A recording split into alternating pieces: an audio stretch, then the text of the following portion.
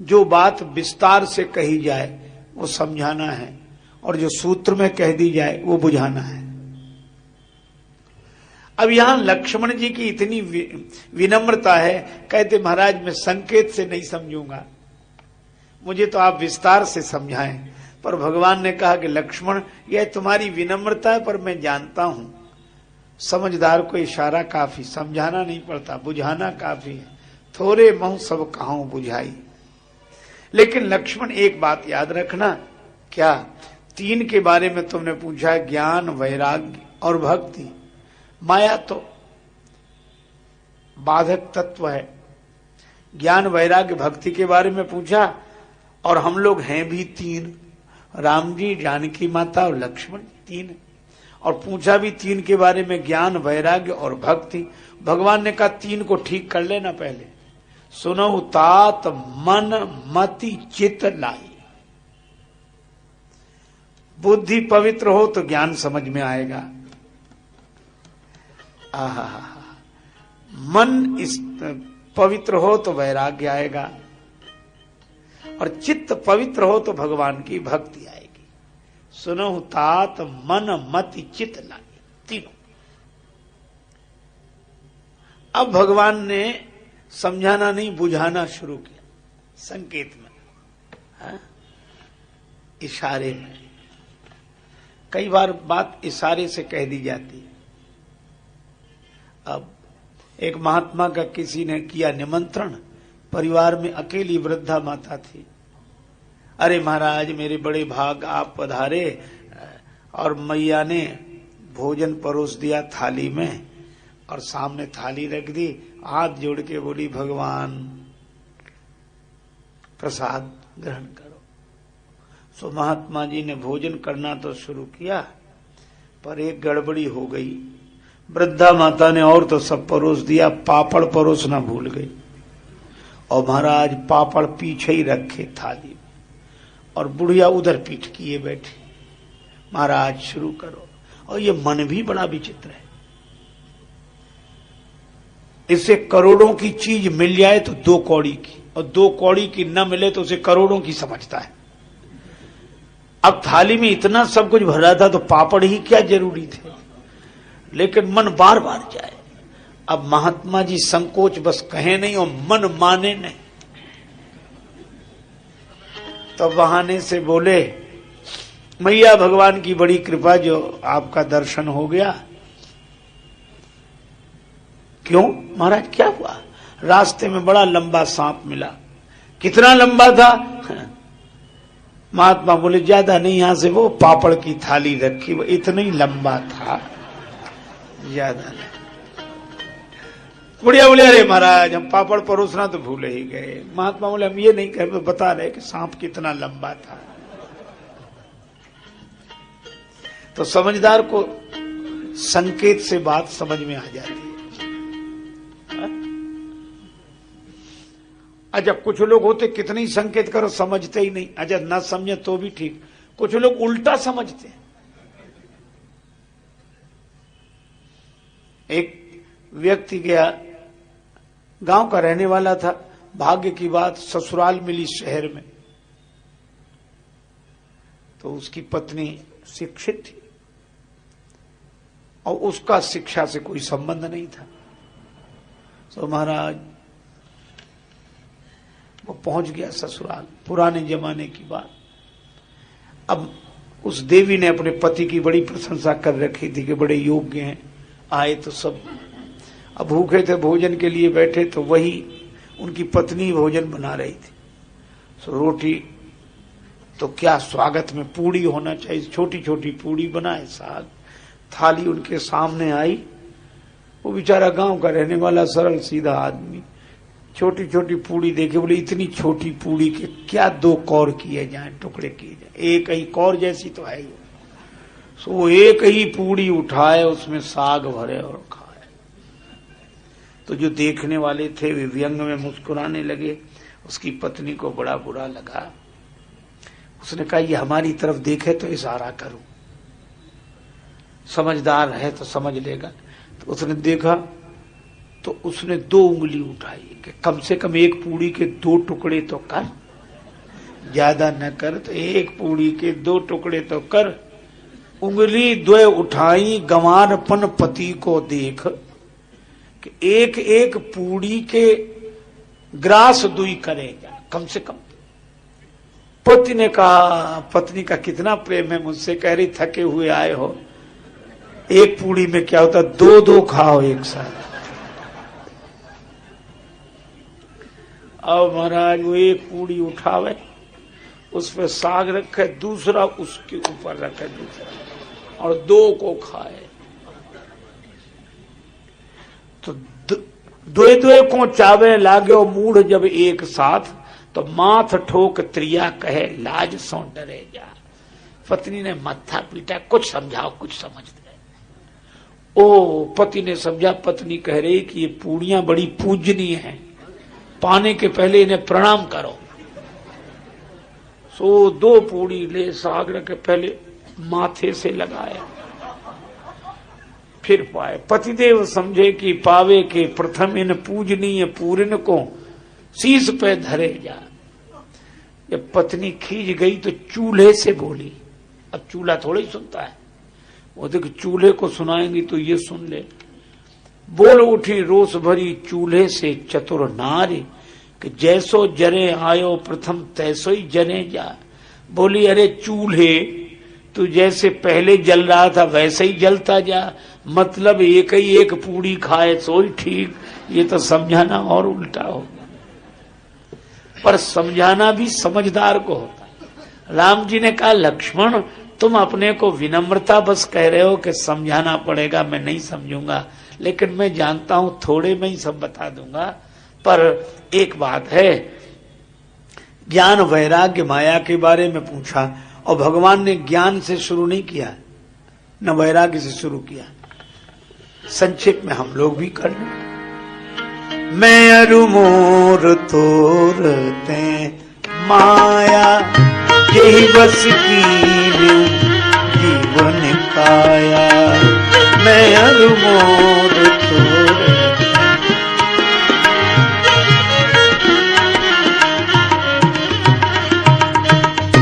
मैं मेरा तुम तुम्हारा, ये माया है। भगवान से लक्ष्मण जी ने तो नहीं, पर कोई पूछे कि ये तो ज्ञान पूछ रहे हैं, पहले आप माया क्यों बता रहे हैं?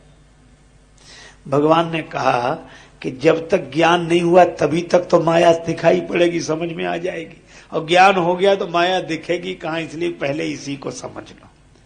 अच्छा, तो कहा भगवान कहते हैं ये मैं माया है। अब देखो है चक्कर की बात की नहीं। एक ओर तो यह कहा जाता है कि मैं ब्रह्म हूं, और दूसरी ओर यह कहा जा रहा है कि मैं माया है। तो ये मैं माया है कि मैं ब्रह्म है? तब इसका उत्तर यही है कि स्वप्न देखने वाला जो पुरुष है, देखने वाला, वह मैं, देखने वाला मैं ब्रह्म है। लेकिन स्वप्न पुरुष के रूप में जो मैं दिख रहा है वो माया है। माया न सच्ची होती है न झूठी, मिथ्या होती है। असत्य है तो दिखे नहीं, सत्य है तो दिखने के बाद वैसी मिले जैसी दिख रही है, ये मिथ्या है। और इस तरह भगवान ने कहा कि ये मैं ही मिथ्या है, तो फिर मेरा भी तो मिथ्या होगा। और जैसे हमारा मैं है ऐसे ही दूसरे का मैं है। तो ये दिखने वाला मैं, ये देहाभिमानी मैं, यह माया है। लेकिन जो देहाध्यास से मुक्त होकर अपने स्वरूप में स्थित मैं है, वह ब्रह्म है। तो भगवान ने कहा मैं, मेरा, तुम, तुम्हारा, ये सब माया है। मां माने नहीं, या माने जो चीज जैसी ना हो फिर भी वैसी जिसके प्रभाव से दिखाई दे, उसका नाम माया है। भगवान कहते इस माया ने सबको अपने बस में कर रखा है। अच्छा, अब महाराज ज्ञान के बारे में भगवान ने कहा कि ज्यादा बात करने की जरूरत नहीं, एक ही बात है, ज्ञान मान जह एक नाही, देख ही ब्रह्म समान सब माही। ज्ञान की स्थिति क्या है कि वह ज्ञानी नहीं, ज्ञान स्वरूप हो जाए तो ज्ञानी रहेगा तो ज्ञान का गुमान रहेगा, और जिस समय ज्ञान स्वरूप हो जाएगा उस समय ज्ञानी पने का भान भी नहीं रहेगा। और जब अपने में ज्ञानी पने का भान होता है तो दूसरे में अज्ञानी पने का भान होता है। लेकिन ज्ञान स्वरूप जो हो गया उसके लिए सब समान, देख ही ब्रह्म समान सब माही, सब में समता, सब में समान भाव से सर्वम खल विदम ब्रह्म। यह भगवान ने ज्ञान की स्थिति बताई। अच्छा महाराज, वैराग क्या है? भगवान ने कहा, लक्ष्मण, परम वैराग्यवान वह व्यक्ति है जो गुणातीत हो, गुणों में भी जिसका राग न हो। सतोगुण, रजोगुण, तमोगुण ये आते रहते हैं अंतःकरण में, अपने अपने कार्य रूप दिखाते हैं, पर इनसे भी जो तटस्थ हो, साक्षी भाव में रहे, तृणसम सिद्धि, सिद्धियों से, चमत्कारों से तटस्थ हो, कोई राग न हो। तीन गुण त्यागी, तीनों गुणों से राग रहित जिसका अंतःकरण है वही वैराग्यवान है। कहिए तात सो परम विरागी, तृण सम सिद्धि तीन गुण त्यागी। ब्रह्मलोक लगी भोग जो चहे सबन का त्याग, वेद अर्थ ज्ञाता मुनि ताहि कहत वैराग। तो भगवान ने ज्ञान का वर्णन किया, वैराग का वर्णन किया, माया का वर्णन किया। अब एक समस्या आई कि जीव और ईश्वर में भेद क्या है। अब अलग अलग मत हैं, मैं उसकी चर्चा इसलिए नहीं कर रहा हूं कि मैं कोई अधिकारी नहीं उस चर्चा का, पर आचार्यों ने अपने अपने ढंग से बात कही है। भगवान शंकराचार्य कहते हैं जीवो ब्रह्मैव ना परा, ये जीव और ब्रह्म दो नहीं है। पर शुद्धाद्वैत वाले कहते कि नहीं, वैसे तो अलग अलग हैं, पर जीव अगर शुद्ध हो जाए तो उसी का स्वरूप है। किसी ने कुछ कहा, किसी ने द्वैतवाद, किसी ने शुद्धाद्वैतवाद, किसी ने अद्वैतवाद, विशिष्टाद्वैतवाद। सभी आचार्य प्रणम्य हैं, वंदनीय हैं। पर एक छोटी सी बात है, तुलसीदास जी ने ऐसी बात कही कि उनकी बात हर बात का समर्थन करती, विवाद होते ही नहीं। वे मान्य महामति मानव थे, सब जाति लगी उनको कुलसी, तुलसी दल में दल ही दल हैं, पर दूर रहे दल से तुलसी। तुलसीदास जी ने क्या बढ़िया बात कही। उन्होंने कहा, माया ईश न आप कहूं जान कहिए सो जीव। अब त्रैतवाद है। कैसे है?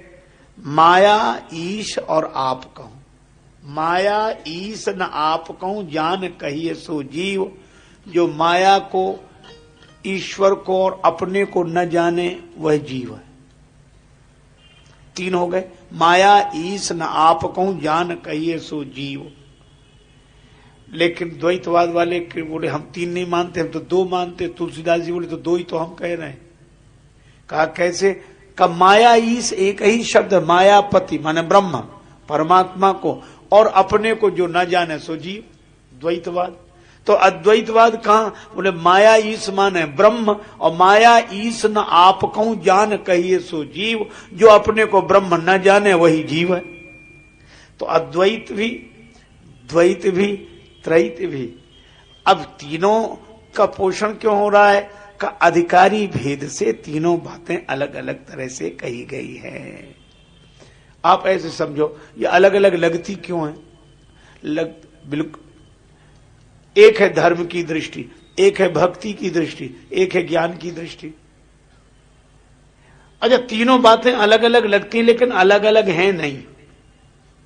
आप इसको सरलता से ऐसे समझे जैसे किसी कमरे में लकड़ी के किवाड़, लकड़ी की खिड़की, और कोई कहे कि यहां सब लकड़ी का है। दूसरा बोला नहीं तुम गलत कह रहे। फिर क्या कह रहे हो तुम? बोले हम ये कह रहे हैं कि सब लकड़ी का बना हुआ है, सब लकड़ी का बना हुआ है। तो दूसरा बोला नहीं, सब में लकड़ी है। तब तक तीसरा आया, बोला सब लकड़ी है। अब सब लकड़ी का है, सब में लकड़ी है और सब लकड़ी है। अब अलग अलग तो लग रहे हैं लेकिन तीनों एक ही बात कह रहे हैं। इसी तरह धर्म कहता है सब परमात्मा का है, भक्ति कहती है कि सब में परमात्मा है, और ज्ञान कहता है सब परमात्मा है। बात तो एक ही कह रहे हैं पर अलग अलग जगह से बोल रहे हैं। आप ऐसे समझो जैसे रायपुर है, अब कोई पूरब तरफ से इधर से 25 किलोमीटर दूर बैठा, उससे पूछो तो रायपुर कहाँ है, वो कहेगा पश्चिम में। और कोई पश्चिम में बैठा हो 20 किलोमीटर, उससे पूछो कहाँ, बोले पूरब में। अब रायपुर से पूछो कि तुम कहाँ हो, पूरब में कि पश्चिम में, रायपुर कहेगा हम तो जहां के तहां हैं, न पूरब में है न पश्चिम में। जो पश्चिम में देखता है उसे पूरब में दिखते हैं, जो पूरब से दिखता है उसे पश्चिम में दिखते हैं। भगवान कहते हैं हम तो जैसे के तैसे हैं। कोई ज्ञान में बैठकर देखता है तो हम निराकार दिखते हैं, कोई भक्ति में बैठकर दिखता है तो हम साकार दिखते हैं। बस यही बात है। तो अपने अपने ढंग से सबने बात कही। श्री तुलसीदास जी महाराज भी यही कहते हैं, बंध मोक्ष प्रद सर्व माया प्रेरक शिव। और जो माया जिसे प्रेरित करे वह जीव है, और जो माया को प्रेरित करे वह ईश्वर है, वह परमात्मा है। अच्छा भाई, अब भक्ति की बात भगवान ने कहा ये तो सब सुना, पर जाते बेगी द्रवऊ में भाई, असमम भगत सुखदाई। मेरी भक्ति कैसे होगी?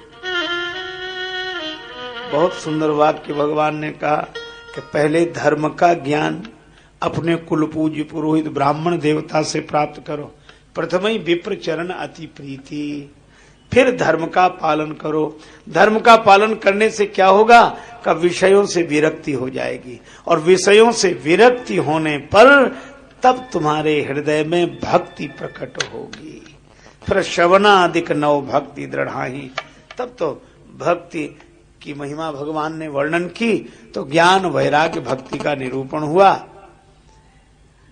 अब एक विचित्र बात देखो, ये सत्संग पूरा हुआ ही था महाराज, इतने में ही सूप न खा रावण के बहनी, दुष्ट हृदय दारुण जस अहिनी। सत्संग पूरा होते ही सूर्पणखा आ गई। अब यह बड़ी अजीब बात सत्संग के बाद आई। पहले आती तो समझ में आता कि तब सत्संग नहीं करते, तब सत्संग कर लिया तो आई। एक सज्जन बोले सत्संग के बाद क्यों आई सूर्पणखा? हमने कहा बिल्कुल सही आई। बोले क्यों? हमने कहा ये तो वैसी बात होती जैसे कोई साल भर पढ़े और पढ़ने के बाद क्या पढ़ाई के बाद परीक्षा क्यों आती है? तो पढ़ाई के बाद ही तो आएगी, पहले थोड़ा ही आएगी। पढ़ाई के बाद ही परीक्षा आएगी। तो सूर्पणखा को किसी महिला पात्र के रूप में न देखें, वासना की वृत्ति के रूप में देखें।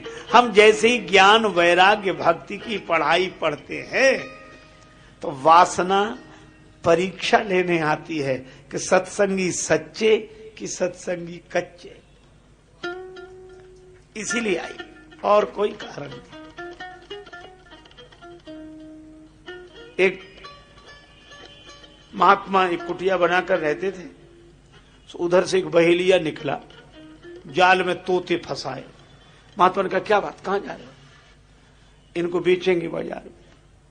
अब महात्मा का कोमल हृदय बोले इन्हें बंधन से मुक्त कर दो, हम किसी को बंधे हुए नहीं देख सकते, तुम्हें जो रुपया मिले हमसे ले जाओ, हमारे पास है। उसने कहा ठीक है, 50 रुपए में बिकती आप दे दो। महात्मा बोले हमसे 100 ले जाओ, इन्हें छोड़ दिया। महात्मा को बड़ा संतोष हुआ कि चलो इनको मुक्त कराया, लेकिन उन्होंने कहा कि आज हमने छुड़वा दिया, ये फिर फंसेंगे, तो एक काम करें, इनको सिखाएं ताकि ये जाल में न फंसे। तो गुरुजी ने एक तोता अपने पास रख लिया, बाकी उड़ा दिए।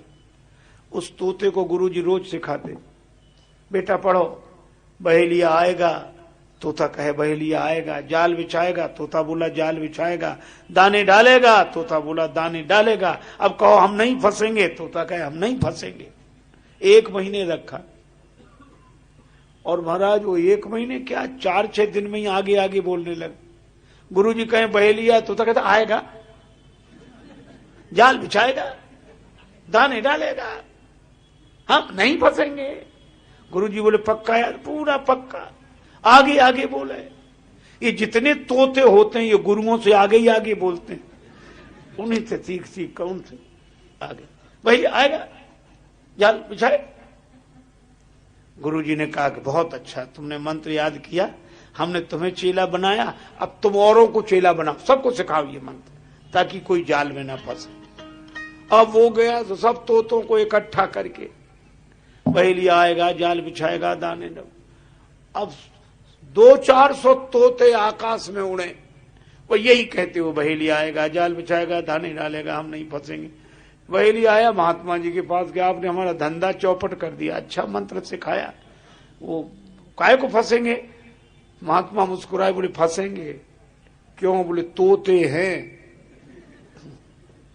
भगवान श्री रामकृष्ण देव कहा करते थे कि तोते को सिखाओ कि पट्टू सीताराम कहो, तो तोता बोलता है राम राम सीताराम राम राम, और बिल्ली दिखती है तो राम राम भूल जाते, फिर टें टें टें करता है। तो महात्मा जी ने कहा ये तोते हैं, इनको बातें याद हैं, पर ये फंसेंगे, तुम जाल बिछाओ। बहेलिया ने जाल बिछाया, दाने डाले।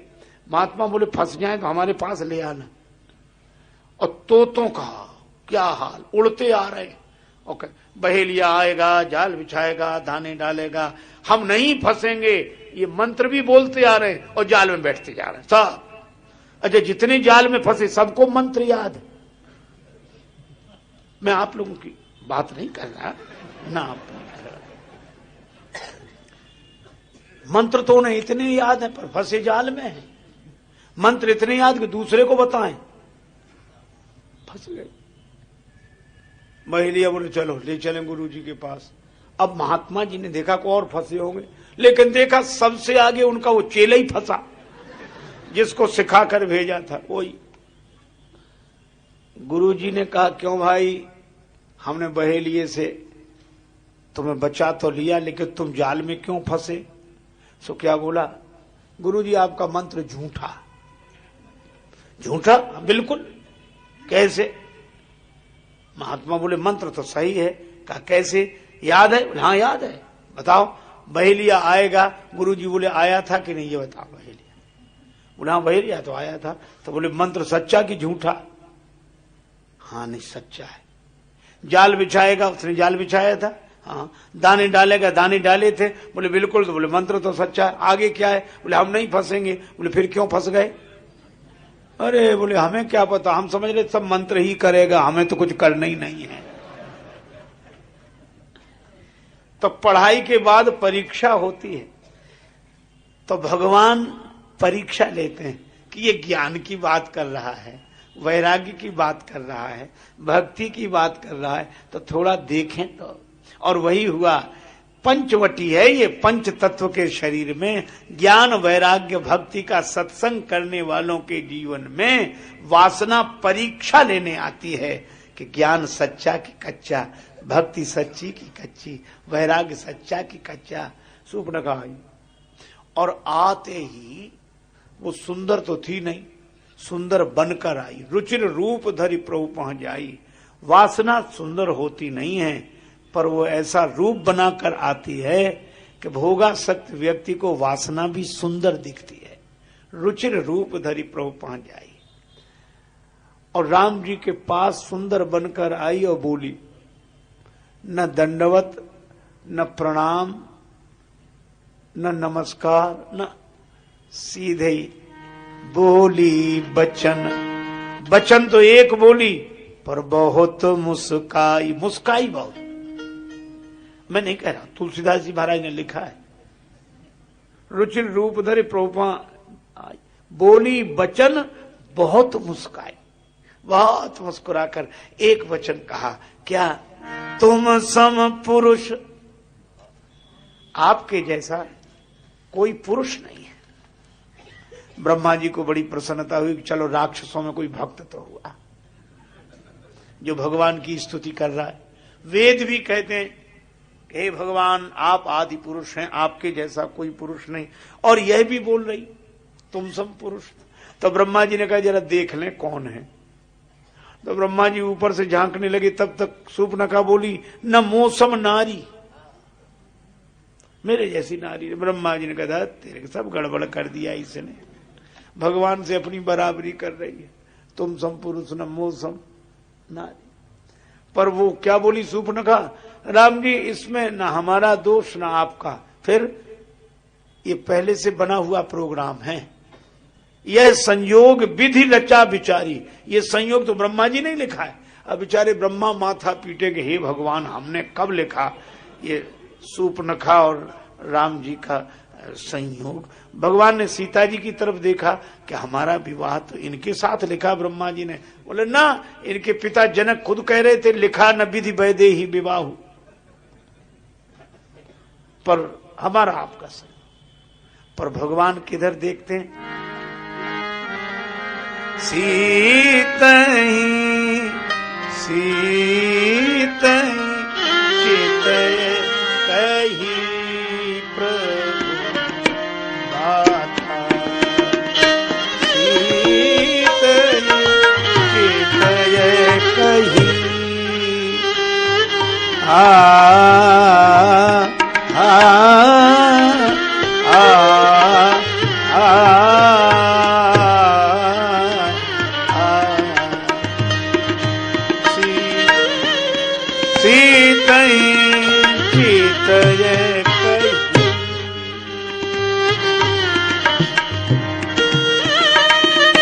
चितय कही चितय कही चितय कही। भगवान श्री सीता जी की ओर देखने लगे। देखो ये परीक्षा शुरू हो गई। राम जी ज्ञानी की दृष्टि से परीक्षा दे रहे हैं। ज्ञान की दृष्टि से कैसे, जैसे ही शूर्पणखा आई राम जी सीता जी की ओर देखने लगे। कितना बढ़िया संकेत है कि किसी ज्ञानी के जीवन में वासना प्रवेश करे तो उसे देही की ओर नहीं वैदेही की ओर देखना चाहिए। देही की ओर नहीं वैदेही की ओर देखना चाहिए। और गृहस्थों को भी भगवान धर्म का उपदेश करते हैं कि किसी गृहस्थ के जीवन में ऐसी दुर्घटना घटे तो उनकी दृष्टि अपनी परिणीता की ओर होना चाहिए। सीता ही चितय कही प्रभु बाता। और श्री सीता जी कहां देख रही, भगवान के चरणों की ओर। बस यही है, सीता जी भक्ति हैं। भक्ति के जीवन में वासना आवे तो उसे भगवान के चरणों का आश्रय लेना चाहिए। और ज्ञानी के जीवन में वासना आवे तो देही की ओर नहीं वैदेही की ओर, देहाध्यास से मुक्त होकर स्वरूप में स्थित होना चाहिए। और शूर्पणखा का भाषण सुनो कितना अद्भुत है। क्या कह रही, तुम्हारे जैसा पुरुष नहीं, मेरे जैसी नारी नहीं, ब्रह्मा जी ने यह संयोग बनाया है तो हमारा तुम्हारा विवाह हो जाना चाहिए। राम जी ने कहा कि तुम्हारा विवाह अब तक क्यों नहीं हुआ। अब क्या बोली, हुआ क्यों नहीं, हमने किया नहीं, हो तो जाता, किया ही नहीं। राम जी बोले क्यों नहीं किया, हमारे लायक कोई पुरुष मिला ही नहीं, तुम्हारे लायक कोई वर नहीं मिला। तो तुम्हारे यहां से कौन गया था, तुम्हारे भाई साहब गए थे, पिताजी गए थे। बोले नहीं हमारे यहां ये परंपरा नहीं है। फिर बोले हमारे यहां तो हम खुद खोजने गए थे। तुम खुद, हाँ, मम अनुरूप पुरुष जगमाही देखूं खोज लोक तिहु नाही, तीनों लोकों में नहीं है हमारे लायक कोई पुरुष। राम जी बोले फिर हमें देखकर क्या विचार है। शूर्पणखा तो भी कहती थी कि आप जैसा कोई नहीं, तो भी बोली क्या, एक बात है क्या, ताते अवलग रही कुमारी पर मन माना कछु तुम ही निहारी। तुम्हें देखकर कुछ मन मान गया कि वैसे तो ठीक नहीं, लेकिन फिर भी बेटर हो और सीता जी मनी मन हंसी कि ये कह रही कुछ मन माना। राम जी भी मनी मन बोले कि हम ऐसी जगह भेजेंगे कि पूरा मन मान जाएगा। अब दो की तो परीक्षा हो गई, श्री सीता जी की और राम जी की। परीक्षा होनी थी लक्ष्मण जी की, क्योंकि तीनों सत्संगी हैं। और इस वैसे सामान्य शिष्टाचार की दृष्टि से देखें तो बहुत अटपटा लगता है कि राम जी सूपनखा को लक्ष्मण जी के पास भेजें, और उन लक्ष्मण जी को जो श्री सीता राम जी को माता पिता मानते हैं, और पिता पुत्र से ऐसा विनोद करे, यह तो, और फिर मर्यादा पुरुषोत्तम श्री राम, नहीं भाई यह लीला है, यह तो लक्ष्मण जी की परीक्षा होनी थी, इसलिए भेजा।